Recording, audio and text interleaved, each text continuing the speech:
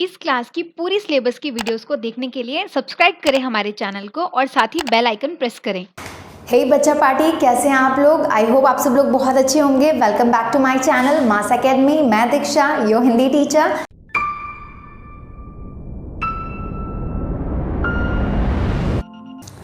तो दूसरी जगह अगर हम बात करें गुजरात की, कहाँ की, अगर हम गुजरात की बात करें तो गुजरात में इस त्योहार को कैसे मनाया जाता है। गुजरात में इसे पतंगों का त्योहार भी कहते हैं। क्यों पतंगों का त्योहार क्यों कहते हैं मकर संक्रांति को? तो पतंगों का त्योहार इसलिए कहा जाता है क्योंकि वहाँ पे इस दिन ना बेसिक जो कहते हैं ना सबसे बड़ा महत्व जो है वो पतंगों का है। इस दिन लोग मतलब सब कुछ भूलकर, जितने भी गुजरात के लोग हैं, जितने भी लोग वहाँ पे रहते हैं, सब भूल जाते हैं। जाति धर्म, छोटा बड़ा बच्चा बूढ़ा कोई फर्क नहीं पड़ता कौन है, सब लोग इसे बहुत ही धूमधाम से इंजॉय करके मनाते हैं। और हर एक जो इंसान है, हर एक चाहे वो कोई भी हो, किसी भी उम्र का भी हो, वो सब मिलकर पतंग उड़ाते हैं इस दिन। ठीक है, तो इस दिन जब इतने सारे लोग इतनी खुशी के साथ पतंग उड़ा रहे हैं तो मौसम या जो कहते हैं आसमान का माहौल कैसा बना हुआ होता है। बस अगर हम नज़र उठाकर ऊपर देखते हैं तो सिर्फ पतंगे ही पतंगे पूरे आसमान में नज़र आ रही होती हैं हर जगह। बस ऐसा लगता है कि सूरज तो बिल्कुल दिख ही नहीं रहा है, सिर्फ हज़ारों पतंगे एक साथ, कोई जैसे पक्षियों का झुंड एक साथ चला आ रहा हो, कुछ इस तरह से पतंगों का नज़ारा होता है वहाँ पर। ठीक है, अब हम बात कर रहे हैं कहाँ की। ये तो हमारे गुजरात की हो गई कि गुजरात में इसको किस तरह से मनाया जाता है मकर संक्रांति को। खाने के पीने के सामान तो हर जगह बनाए जाते हैं, खुशियाँ तो मनाई जाती है, लेकिन वहाँ पर थोड़ा सा अलग सा तरीका है। वहाँ पर पतंगों को ज़्यादा महत्व दिया जाता है। रंग बिरंगे पतंग, अलग अलग उसे कह सकते हैं कि अलग अलग शेप्स की जो पतंग होती हैं, अलग अलग, किसी की टेल बहुत लंबी बना दी है, किसी में स्माइली फेसेस बना दिए हैं, तो अलग अलग तरह की रंग बिरंगी पतंगों को वो आसमान में उड़ाते हैं। ठीक है, अब हम बात करते हैं किसकी, कुमाऊँ की बात करते हैं। कुमाऊँ मतलब कुमाऊँ, ये जो शब्द यूज़ किया गया है, कुमाऊँ बेसिकली एक कह सकते हैं एक जाति है। कहाँ की जाति है ये हमारी? तो ये हमारी उत्तराखंड की एक जाति है जहाँ पे दो तरह के लोग रहते हैं, कुमाऊँ और गढ़वाली, है ना। तो उत्तराखंड की हम बात कर रहे हैं। उत्तराखंड में इसको किस तरह से मनाया जाता है? तो जो कुमाऊँ लोग होते हैं वो इसको क्या कहते हैं? घुघुतिया कहते हैं। क्या कहते हैं? घुघुतिया कहते हैं। इस दिन क्या होता है, इस दिन ना ये गुड़ और आटे से, किससे? गुड़ और आटा। आटा तो आप सब जानते हैं ना, आटा क्या होता है? आटा जो हम लोग नॉर्मल रोटी बनाते हैं ना जिससे, वो आटा और गुड़ को मिला करके उसको गूंथा जाता है और फिर उसके आटे से अलग अलग शेप्स बनाकर अलग अलग शेप्स को बनाया जाता है और फिर उनको फ्राई किया जाता है, उनको तला जाता है। कौन कौन से शेप्स बनाए जाते हैं हमारे? तो ये जो हमारे कुछ ऐसे डमरू के शेप के बना लिए जाते हैं, कुछ इस तरह के, कुछ ऐसे तलवार की शेप बनाई जाती है, ऐसे तलवार बना देते हैं। तो कुछ लोग ना दाडिम के फूल कैसे, अनार देखा है आप लोगों ने, है ना, अनार के ऊपर वो जो शेप बनी हुई होती है, वो ऐसे किंग शेप की जो बनी नहीं होती अनार के ऊपर, देखा होगा, कुछ ऐसे ऐसे करके बना होता है ना हमारे अनार के ऊपर। तो बेसिकली कुछ इस शेप का, तो दाडिम जो होता है वो अनार का ही भाई है। ठीक है, हम ऐसा कह सकते हैं। लेकिन दोनों में अंतर क्या है? दोनों में अंतर ये है, हमारा अनार जो होता है वो मीठा होता है, देखने में ऊपर से दोनों एक जैसे लगते हैं, अंदर से भी सब कुछ सेम है, बस स्वाद का फर्क है कि हमारा अनार जो हम यूज़ करते हैं वो मीठा होता है और दाडिम जो होता है वो बहुत ही ज़्यादा खट्टा होता है। ठीक है, तो वहाँ पे ये दाडिम के शेप के ये सब पकवान बनाया जाता है। जब इनको तल लिया जाता है, जब इनको पका लिया जाता है, उसके बाद क्या करते हैं, इनसे मालाएं बनाई जाती हैं। क्या बनाई जाती हैं? मालाएं बनाई जाती हैं। तो उन मालाओं का क्या किया जाता है, उन मालाओं के बीच में इनसे इन सबको जोड़ करके ऐसे, यहाँ पे कभी कहीं पे डमरू ऐसे लगा दिया, यहाँ पे डमरू सपोज लगा हुआ है तो यहाँ पे तलवार ऐसे डाल दी यहाँ पे, है ना। तो ऐसे करके जोड़ जोड़ के मालाएं बनाई जाती है और इनके बीच बीच में क्या डाले जाते हैं? अनारों को अनार डाला जाता है, संतरे और संतरे के गुटके या संतरे के छोटे छोटे पीसेस, और साथ ही साथ गन्ना जो होता है ना हमारा, शुगर केन, है ना, जो ऐसे दिखता है कुछ, इन गन्नों को छोटे छोटे पीसेस में काट करके, इनके छोटे छोटे इनको टुकड़ों में ऐसे काटा जाता है। ठीक है, इन छोटे छोटे टुकड़ों में काट करके उनको भी यहाँ साथ में ऐसे इनके बीच बीच में पिरोया जाता है। ठीक है, और फिर इनको क्या करते हैं, इनको सुबह सुबह बच्चों को दिया जाता है। बच्चे इनको लेकर जाते हैं, कहाँ लेकर जाते हैं? जो पहाड़ से माइग्रेट करके जो बर्ड्स आती हैं, जो पहाड़ से उड़ करके, जहाँ पे मौसम बहुत ज़्यादा ठंडा हो जाता है, जब मौसम कहीं भी, जैसे हम लोग हैं, अगर हमारे यहाँ मौसम ज़्यादा ठंडा हो गया तो हम लोग स्वेटर्स पहन लेते हैं, है ना, या अगर ज़्यादा ठंडा है तो हम ब्लैंकेट ओढ़ के बैठ जाते हैं, है ना, यही करते हैं ना हम। लेकिन बर्ड्स तो ऐसा नहीं कर सकती, उनके पास तो स्वेटर नहीं है, उनको तो नेचर ने जो पंख दिए हैं वही है ना।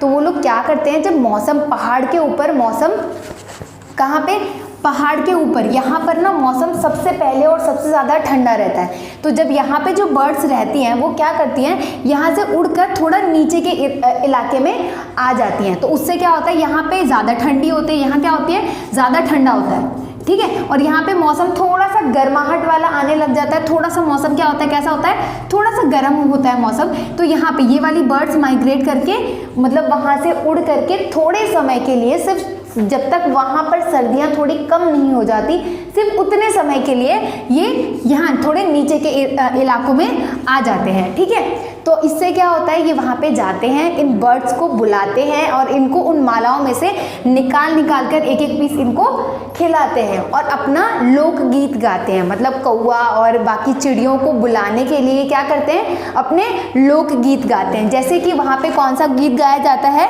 कुछ गीत है उनका अपनी लैंग्वेज में, वो किस तरह से गाते होंगे।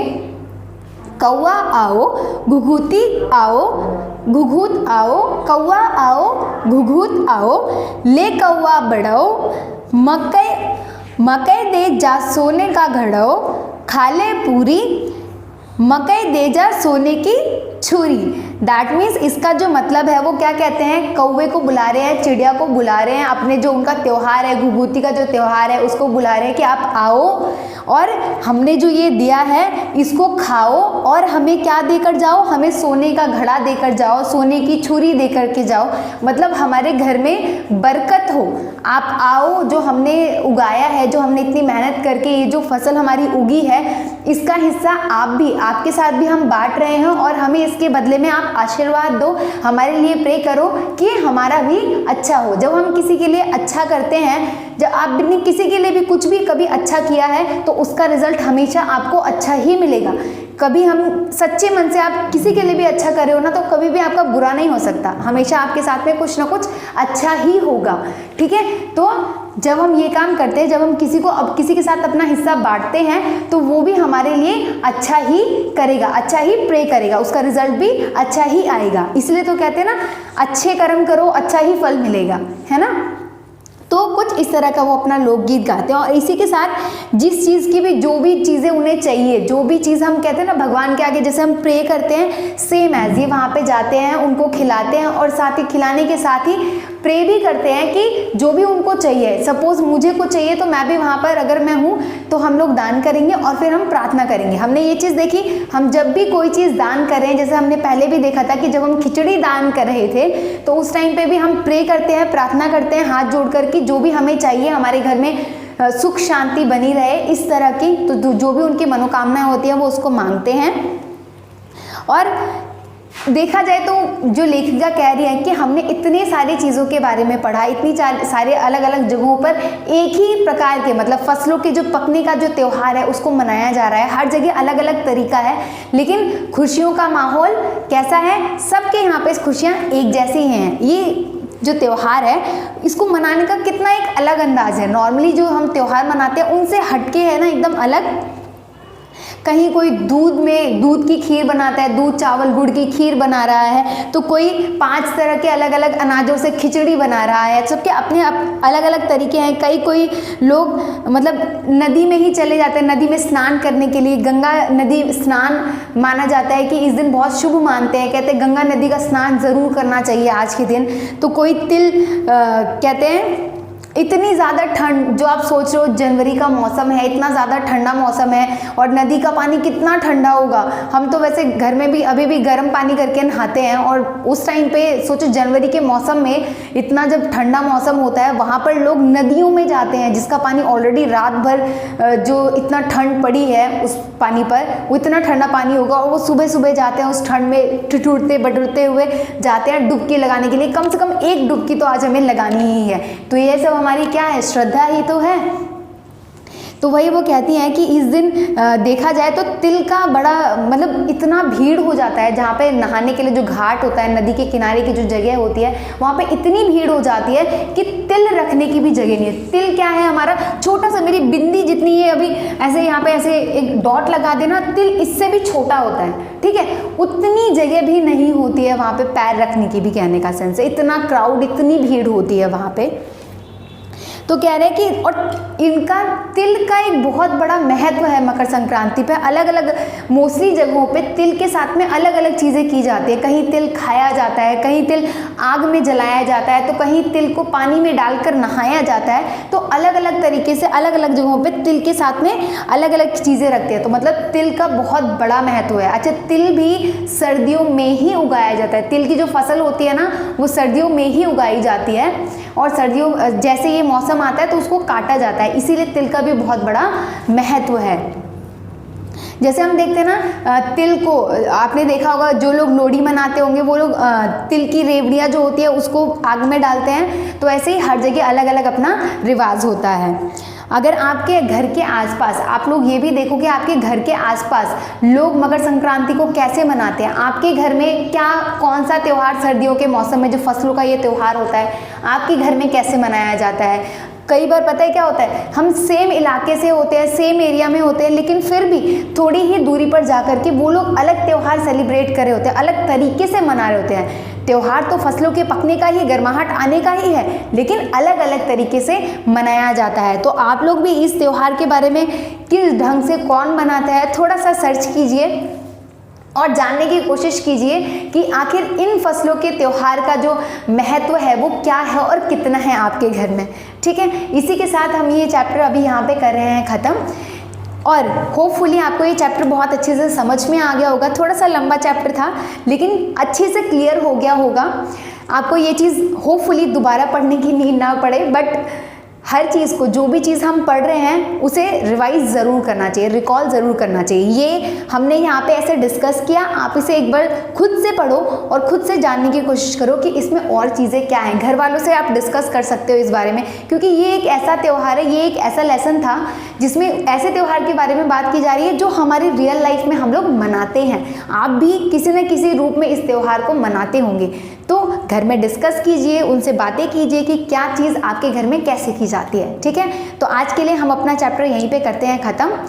हमारे साथ जुड़े रहिए, इससे आगे नेक्स्ट वीडियो में हम इसके क्वेश्चन आंसर्स को भी डिस्कस करेंगे, तो वहाँ पर ये वाला लेसन हमारा ख़त्म हो जाएगा। तो अगर आपको आगे के क्वेश्चन आंसर्स देखने हैं, समझने हैं अच्छे से, तो प्लीज़ चैनल को सब्सक्राइब करना ना भूलें। लाइक, शेयर एंड कमेंट करके बताएं कि आपको ये कैसा लगा, आपको समझ में आ रही हैं चीज़ें, नहीं आ रही हैं, क्या कोई डाउट आ रहा है, प्लीज़ उसे भी शेयर करें। घर में रहें, सेफ रहें, और आज के लिए इतना ही है। मिलते हैं नेक्स्ट वीडियो में, तब तक के लिए बाय बाय।